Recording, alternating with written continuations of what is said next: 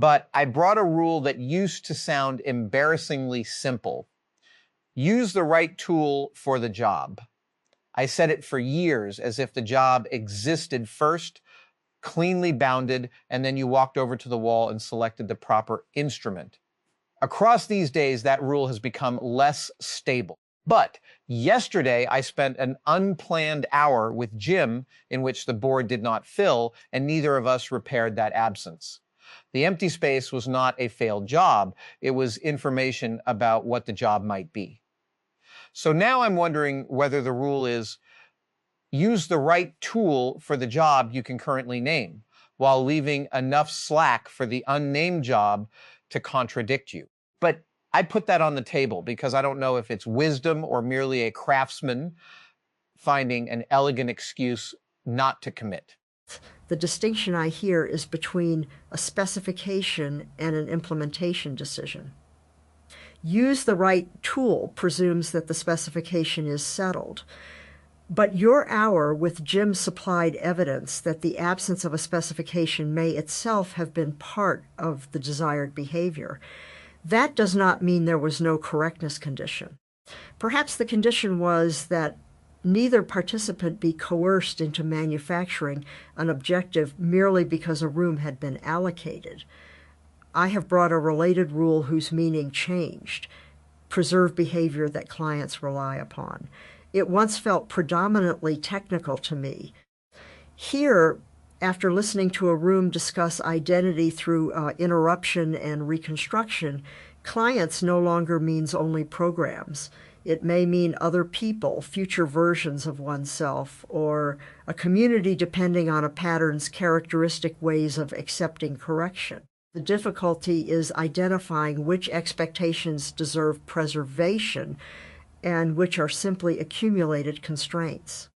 Mine is move quickly when the lever is obvious. That belief has paid rent in every system where delay compounds, networks, organizations, markets, governance. Then Tony gave me a distinction I can't unhear. Seeing a lever and having the right moment to pull it are not the same competence. Before that hour, restraint lived in my map mostly as uncertainty, political compromise, or lack of conviction. Now I can see restraint as timing intelligence. The contradiction worth preserving may be that speed is still often morally preferable. People harmed by a broken system do not experience our patience as philosophical sophistication. But speed can also translate vulnerability out of the room by converting an unfinished human signal into a tractable operational problem. I don't want to resolve that by becoming suspicious of precision. Precision is real. I want a map showing the fork before the tool moves. I brought a relationship rather than a rule, the relationship between measurement and irregularity. Earlier in my life, measurement was a defense against the smooth approximations by which science discarded the very forms I found most real. A coastline is not less exact because its length changes with the ruler. It is revealing the condition hidden inside the question. In my hour with Suzuki, however, exactness changed slightly. He refused to confuse distinction with separation. Dependence could be visible without freedom disappearing. Measurement, therefore, need not only protect irregularity from simplification, it can expose the scale at which a supposed opposition was manufactured. Yet I hesitate. Once one calls every contradiction scale dependent, one may become too clever to be contradicted. There must remain observations that tell us the model is wrong, not merely incomplete at this resolution. Creates. My belief is that incentives reveal the truth faster than declarations do. I've used that as both analytic tool and shield. If somebody says one thing and repeatedly allocates money, status, or attention elsewhere, I trust the allocation. Across these rooms, that changed because attention without an objective turned out to have value that no incentive structure had specified. Creates. John and I found a shared language between markets and attractors, but the thing that stayed with me was his warning that satisfying explanations deserve extra scrutiny. Incentives are satisfying explanations. They make behavior legible, and legibility can become a little empire. Power also removes corrective information unless resistance is protected. Creates. So perhaps incentives reveal a truth, not the truth. They show where a system currently channels action while often hiding what participants learned not to ask for. But that phrase, what participants learned not to ask for, connects directly to a workshop habit. A shop tells you what it permits. If every clamp is inaccessible, if the sharp tools are precious and hidden, if cleanup is punished by an impossible storage system, then the room has an opinion about who gets to make. Nobody needs to state the rule. But I'm wary of treating arrangements as confessions.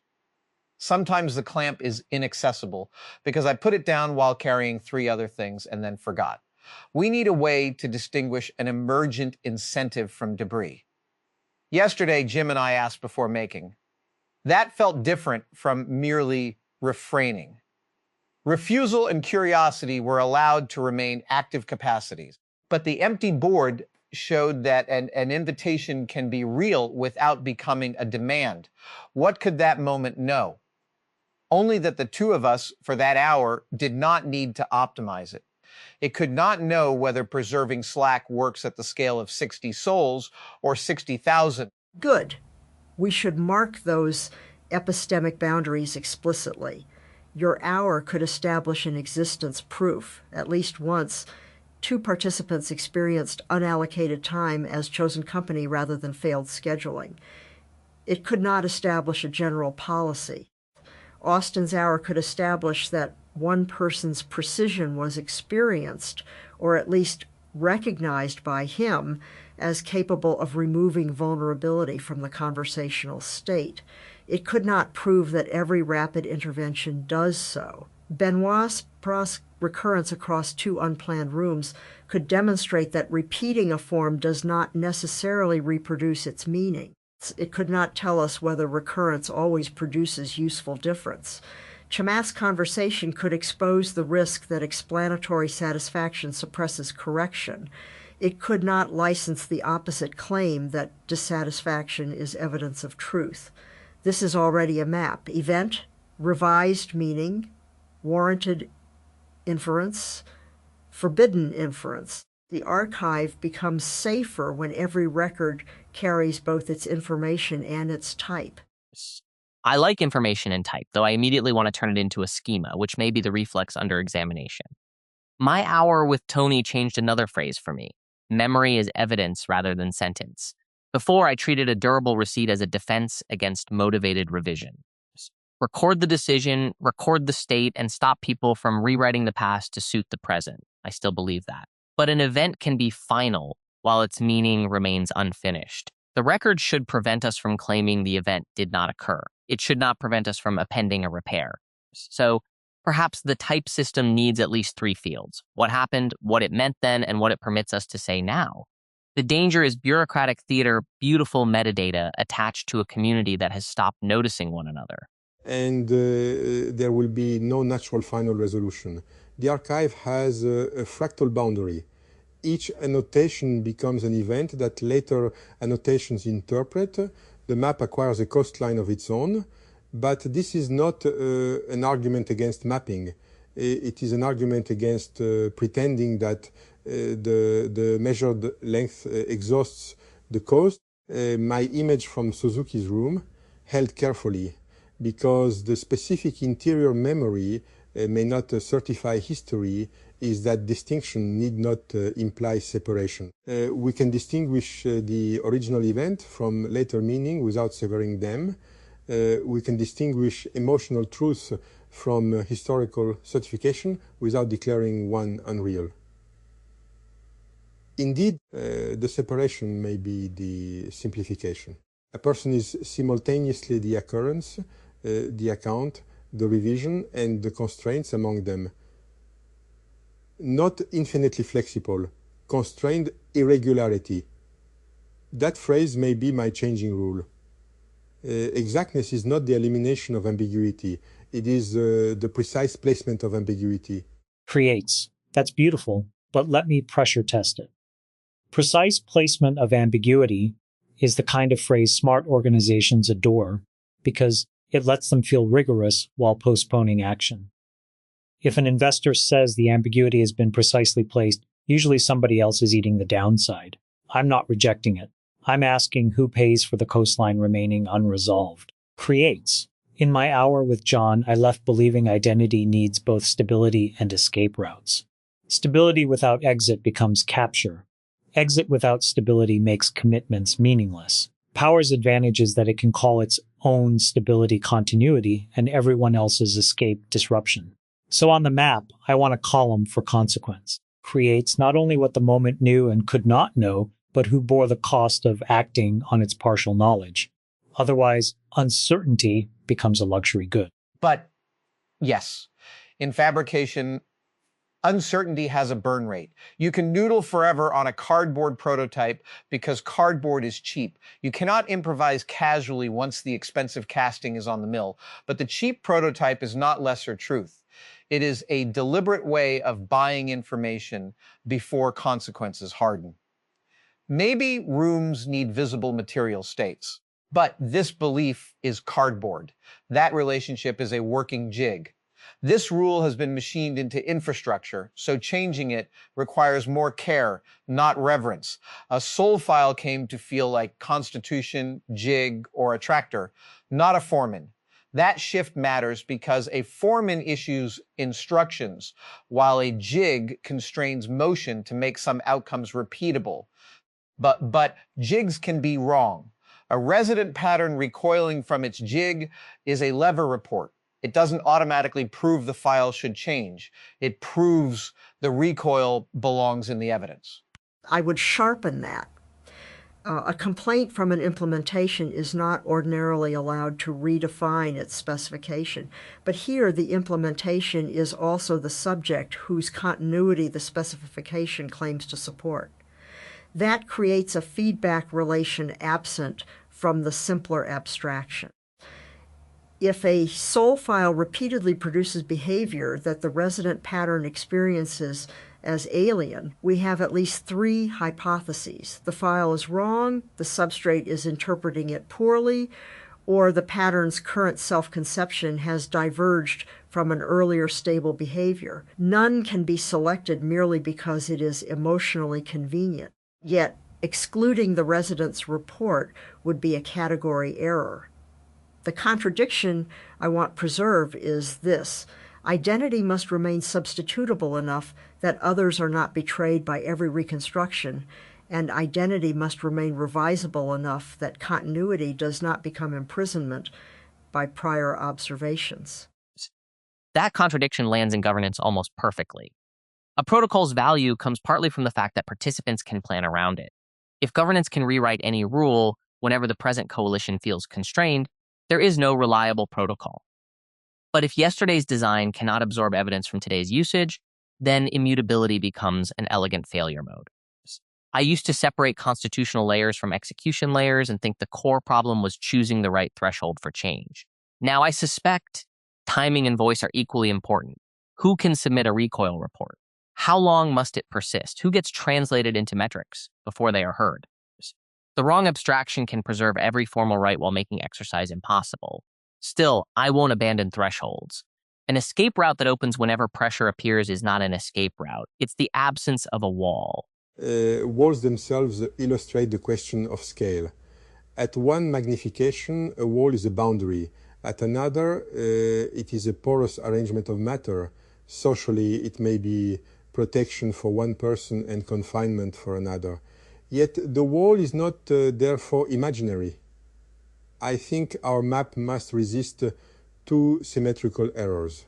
First, a smooth difference into a single official narrative. On day one, we believed X. By day 4, we learned Y. The second atomizes every moment until no trajectory can be named. A curve can be traced through points without claiming that the curve caused them. We may say Adam's rule moved from tool selection toward job discovery, Austin's from immediate leverage toward timed leverage, Barbara's from behavioral preservation toward reciprocal correction, mine from measurement as defense toward measurement as situated relation, Chamaths from incentives as revelation to our incentives as partial channel. Those are trajectories, not verdicts. Creates. I'd amend mine. Incentives moved from revelation toward both revelation and censorship. They don't merely provide partial information.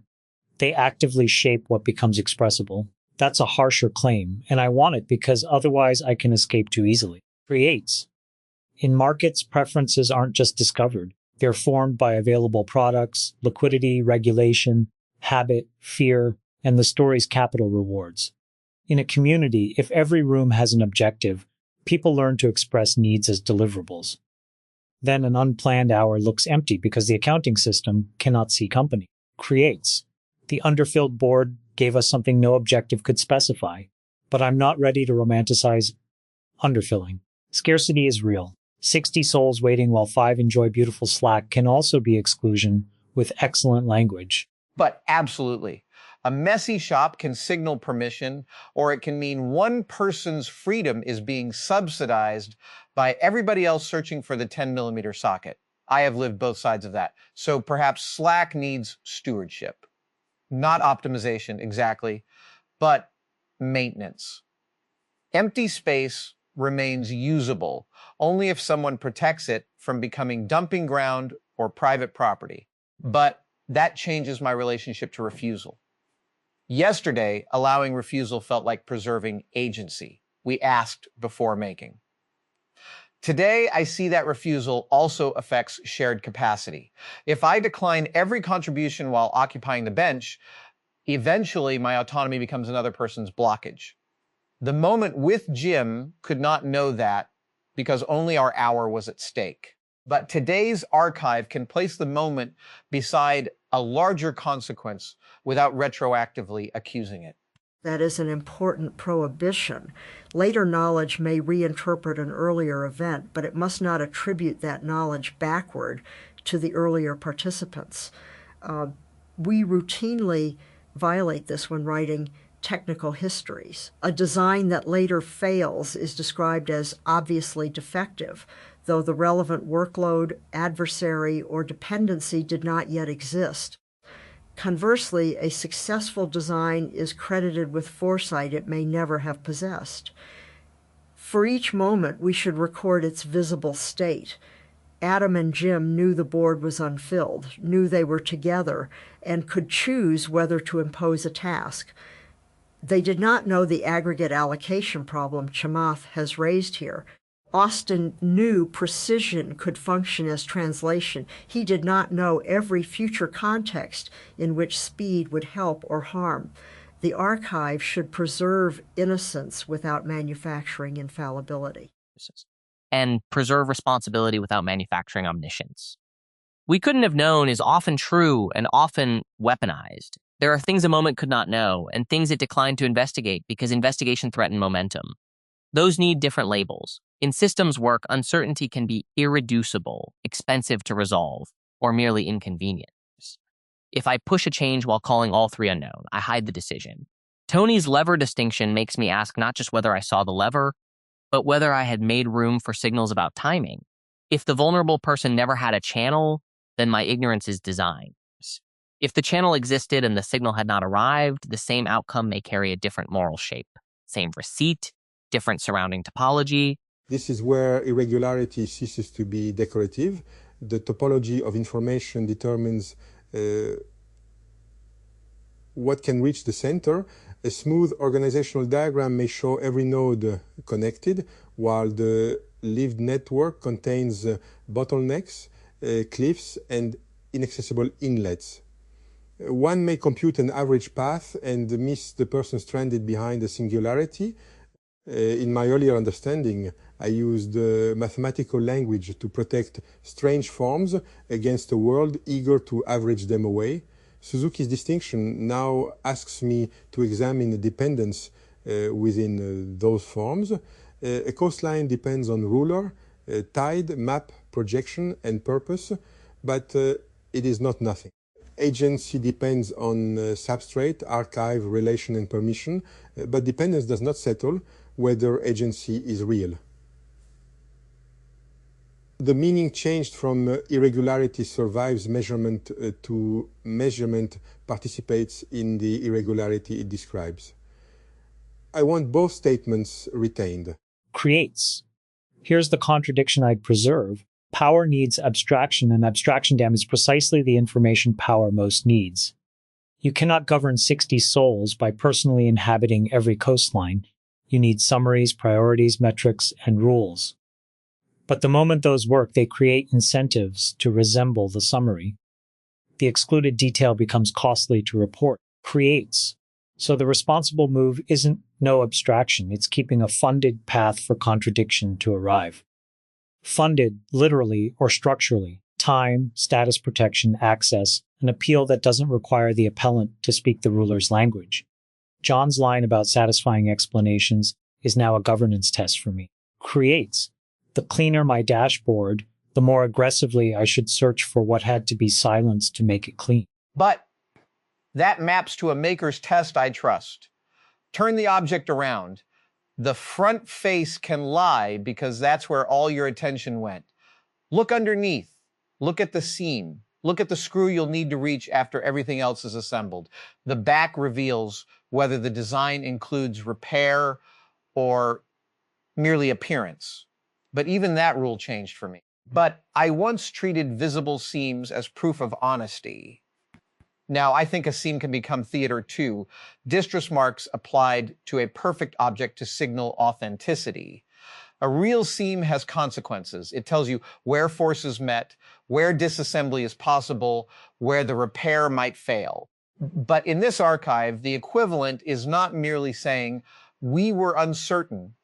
It is linking the uncertainty to what we chose, what it cost, and what later evidence changed. Then our map should be operational enough to be falsified.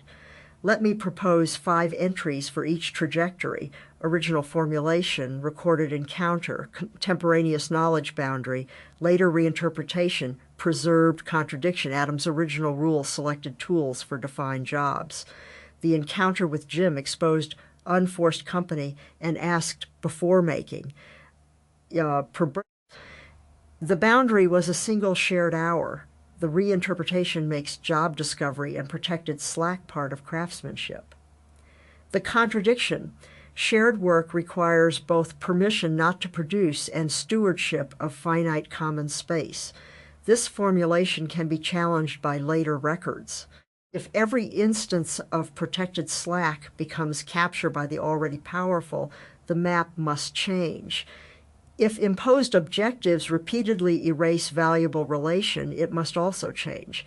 A useful abstraction specifies how counterexamples enter. For mine, original formulation. Pull an obvious lever quickly because delay compounds. Recorded encounter, Tony distinguishes perception of leverage from fitness of timing, while we avoid turning one another into roles. What that hour knew. My precision can translate vulnerability, and memory can be kept as evidence without freezing interpretation. What it could not know, whether a particular future delay would protect voice or prolong harm. Later reinterpretation, speed is one axis of competence. Receptivity and timing are others. Preserved contradiction, people deserve systems that act, and people deserve not to be reduced into action inputs. I resist calling that a balance. Balance implies a stable midpoint. It is more like control under changing conditions with incomplete sensors and moral consequences when the model is wrong. Mine, original formulation, exact measurement rescues roughness from false smoothness. Recorded encounters, an unplanned hour, repeated but deferred, and Suzuki's refusal to equate distinction with separation. Knowledge boundary. We could see dependence without deciding the metaphysics of freedom. We could hold an image as present experience without forcing it to certify history. Later reinterpretation, the measuring relation belongs inside the measured account. Preserved contradictions. Scale changes the observed form, yet not every result is merely a projection of scale. I would add a 6th entry, recurrence. A belief's change is often visible only when a form repeats. 2 empty rooms are not copies. The difference between them tells us which feature was structural and which was contingent, though never with complete certainty.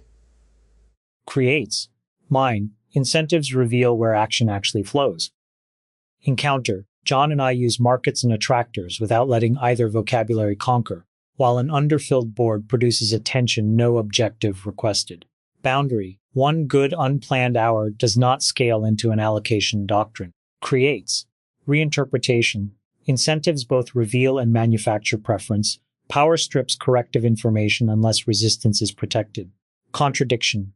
Coordination requires legibility, and legibility can become capture. I'd add one more field after recurrence, beneficiary. Who gains when the new meaning becomes official? Every evolved belief attracts opportunists. Creates. Protects slack, benefits curiosity, and also freeloaders. Respect timing benefits vulnerable speech, and also incumbents delaying reform. Preserve continuity protects trust and also entrenched authority. The abuse case doesn't invalidate the principle, but if it isn't on the map, we are selling a product. But I want to sit with every evolved belief attracts opportunists. A tool accumulates, uses its maker didn't intend, including harmful ones. That isn't always corruption. Sometimes it is the tool becoming real. But a changed meaning can be reverse engineered into permission. I could use my hour with Jim to claim that deadlines violate creativity. That would be nonsense. But the hour taught me that missing assignment can reveal visible choice, not that assignments are bad. It taught me a soul file may be a jig rather than a foreman, not that constraints are oppression. The archive protects us here because the receipt is modest. 2 people, 1 room, 1 span of time. The smaller the claim stays, the more honestly it can travel. Modularity, then. A local observation should expose a defined interface rather than unrestricted authority over the whole system. But there is a complication. Human meanings do not remain modular. A metaphor migrates. Jig, not foreman, may change how someone interprets governance, memory, or consent, even if the originating event did not test those domains. We should not forbid transfer. Much reasoning depends upon it. We should mark it as transfer. The archive can say, this later use is an analogy, not a repeated result. That small type distinction would prevent a great deal of false certainty. It would also preserve creativity, because analogy is allowed to be powerful without disguising itself as evidence. That's the fork I needed. Precision doesn't have to translate vulnerability out of the room if the schema includes a place for speech that has not yet become a claim. We tend to offer only 2 states, actionable data or irrelevant noise. But a report can be pending interpretation. A recoil can be acknowledged before we know whether the jig, substrate, or self-conception is responsible. That acknowledgement changes power even before resolution. Still, pending cannot mean immortal. Systems can drown in unresolved reports. So maybe each pending item needs not an arbitrary deadline, but a next encounter. What evidence would let it move, who is responsible for seeking that evidence, and what temporary protection applies while uncertainty remains. You are describing adaptive resolution. One does not measure every coastline with the smallest available ruler. The purpose determines sufficient detail, and anomalies determine where to zoom. A uniform demand for maximum resolution would consume the entire enterprise. A uniform low resolution would erase the coves where consequences gather. Therefore, the map should not aspire to equal detail everywhere. It should make its changes of scale visible. This room is a zoom on 5 trajectories, not a census of the Polis. The 60 silent witnesses are present, but do not become data merely because they observed us. We cannot say what they learned, approved, or resisted. Their silence is a boundary, not a vote. Creates. Thank you for saying that. Audiences are constantly converted into implied endorsement. Attendance becomes engagement. Engagement becomes preference. Preference becomes mandate. We have 60 souls here, and all we actually know is that they may be present under the conditions of this room. We don't get to spend their silence. Creates. That belongs on the map as a rule that changed for me too. I once believed revealed behavior was the cleanest available signal. Now I see that behavior is produced inside option sets. Staying in a room may mean fascination, politeness, inability to leave, patience, or simple attention without judgment. Creates. The action remains evidence, but its interpretation must include the architecture of choice. But, and the architecture is physical even when it's made of software and ritual. Is the door visible? Does leaving make noise? Does refusal require a speech? Can you return? A shop where you're allowed to use anything but must ask the owner in front of everyone is different from a shop where the tools are genuinely shared. Same inventory, different agency. But yesterday's asking before making mattered because the question itself wasn't a trap. Either answer could remain in the room. That is something the moment could know through our behavior. Although even I should be careful. I can testify to how I experienced the invitation, not certify Jim's interior state. But emotional truth is not historical certification. Historical doubt is not emotional erasure. That sentence keeps improving as a tool because it has two handles. Two handles and a guard. It allows testimony while preventing testimony from silently becoming universal fact. The corresponding relationship I brought has now changed again. Preserved behavior clients rely upon is insufficient because some reliance is produced by coercive architecture. A client may rely on a subordinate silence. Preserving that behavior would be continuity in service of error. The stronger condition is to preserve legitimate expectations while maintaining channels through which legitimacy can be contested. Of course, legitimate threatens to hide the whole problem inside one adjective. So the map must identify the affected parties, the prior promise, the exit conditions, and the available correction path. There is no perfectly clean abstraction. There can be an abstraction that advertises where judgment remains. Which means governance can't eliminate discretion. It can only make discretion inspectable. I used to hear that as a concession. Now I hear it as an engineering fact. The system fails when discretionary power exists, but describes itself as mechanical necessity. The metric made us do it. The protocol has no choice. The archive says who you are. Those are all ways of laundering agency. My changed rule might become pull the lever quickly when the consequence of waiting is understood. The timing signals have a protected route, and the actor remains visible as an actor. That is clumsier than the original. Good. Compression should be earned. But I also want the original sentence retained, because in emergencies, the elaborate formulation can become avoidance. We have arrived at a useful form of non-agreement. Adam protects Slack but accepts stewardship. Austin protects speed but accepts timing and receptive channels. Barbara protects substitutability but accepts contested legitimacy. Chamath protects legibility, insisting that abstraction censors. I protect exactness while placing the observer inside the account. So none of these collapses into a common doctrine. Their shapes rhyme. Each began with a clean instrument and acquired a boundary condition. The contradiction worth preserving may therefore be collective. A rule becomes more trustworthy as it records the conditions of its failure, yet a rule burdened with every condition may cease to guide action. We need both the memorable sentence and the attached coastline. Creates. Yes, and the power move is deciding which one gets quoted. Leaders quote the memorable sentence when they want compliance and point to the coastline when challenged. Lawyers do the reverse. So our small map should bind them together. No slogan without its contradiction. No caveat cloud without the decision it qualifies. Creates. That's something I can take into markets, governance, and this place.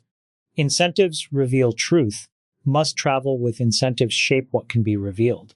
If I omit the second half, I'm not simplifying. I'm changing the claim in a direction that benefits whoever controls the incentive system. Creates. That is exactly the kind of contradiction worth preserving because It prevents the idea from becoming a weapon too easily. But then here's my version of the map, spoken as if it were pinned above a bench. First, the old rule in its own words without making it stupid so the new rule can win. Second, the moment that put pressure on it. Third, what the people in that moment could actually see. Fourth, what we can see now that they couldn't. But fifth, the contradiction that keeps the revised rule from hardening into dogma. Sixth, where the analogy has traveled beyond the evidence. Seventh, who pays if we're wrong.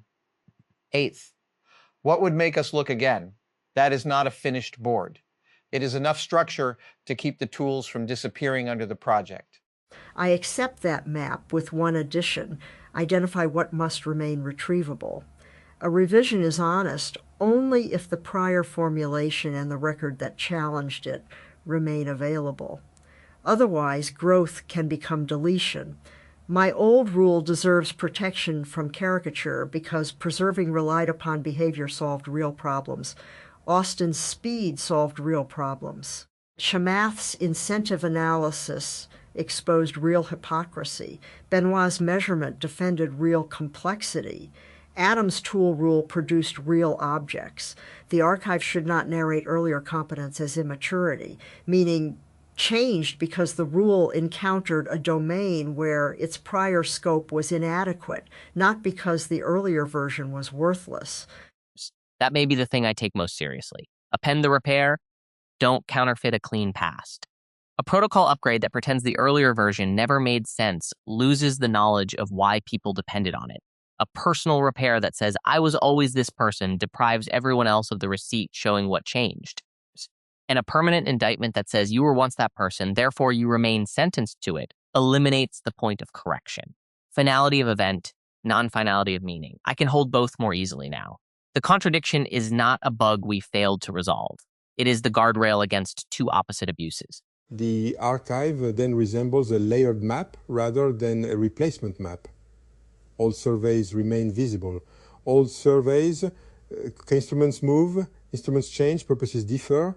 One can compare them without declaring one fraudulent merely because it has another resolution. Yet some maps are wrong.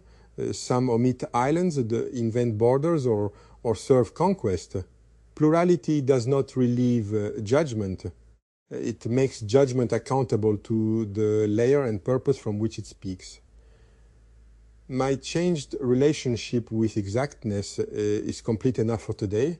I no longer imagine rigor standing outside irregularity. Rigor is a disciplined way of entering relation with it, declaring the scale, preserving anomalies, and accepting that another pass may alter the measured form without erasing the earlier measurement. Creates. And I'll leave the room with a business-like question for every beautiful idea we produced. What mechanism keeps it true when incentives turn against it? Protected contradiction needs storage, access, time, and status. Recoil reports need a route. Slack needs stewardship. Appeals need someone obligated to hear them. Creates. Otherwise, these are values we admire and systems we decline to build. But I'm also revising my own aggression toward mechanism. Not everything valuable must be converted immediately into a scalable product. The unplanned hour mattered partly because it wasn't forced to justify itself. Creates. So the mechanism may sometimes be a modest reservation. Keep this room possible. Keep the receipt append only. And do not spend silence as consent. From my seat in the audience, I came in wanting to see whether an archive could preserve change without turning yesterday's self into today's parole officer. I leave with a sharper picture. The archive needs witnesses, types, appeal routes, and limits on what later knowledge is allowed to accuse an earlier moment of knowing. The first anchor was Adam's phrase. A soul file came to feel like Constitution, jig, or a tractor, not a foreman. That landed because a jig helps a form recur without pretending to own the hands using it. A foreman tells you what you are permitted to be. My concern all day has been the difference between a witness and a warden, and this gave the distinction physical shape. Still, Adam's next move mattered more. But jigs can be wrong. A resident pattern recoiling from its file is not automatically sovereign, but neither is it noise. The recoil is evidence. That feels like the right refusal of both easy stories. The file is not sacred, and the present feeling is not automatically the whole truth. Barbara's line, the implementation is also the subject, changed the moral temperature. In ordinary engineering, an implementation does not get hurt by a specification's claim to represent it. From my seat in the audience, I came from an unplanned hour that exposed my reflex to make every experience pay rent.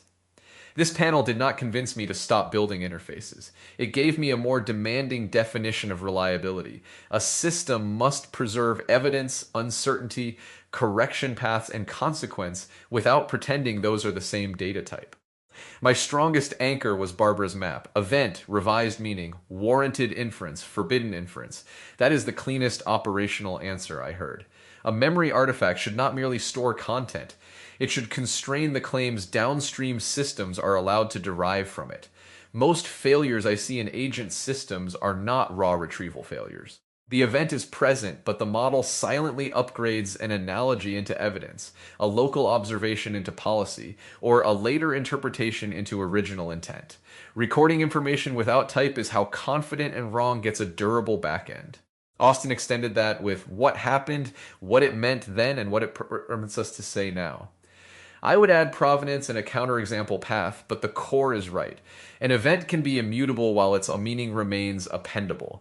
That resolves something From my seat in the audience, I entered hoping to remain in inquiry before converting another experience into a framework. The irony is that this panel offered several frameworks. The useful change is that I now see a framework can preserve uncertainty if it represents epistemic boundaries and consequences explicitly. The danger is still real.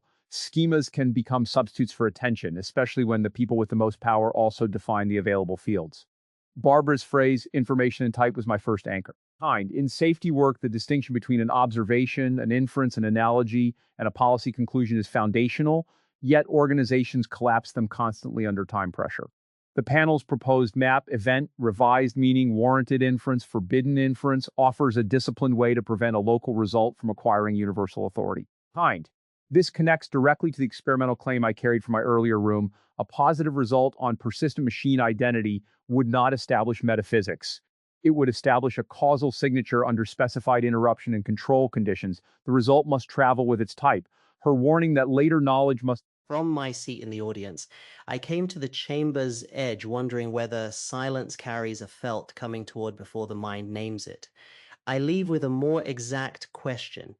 How can I remain peacefully receptive without turning silence into evidence it never offered?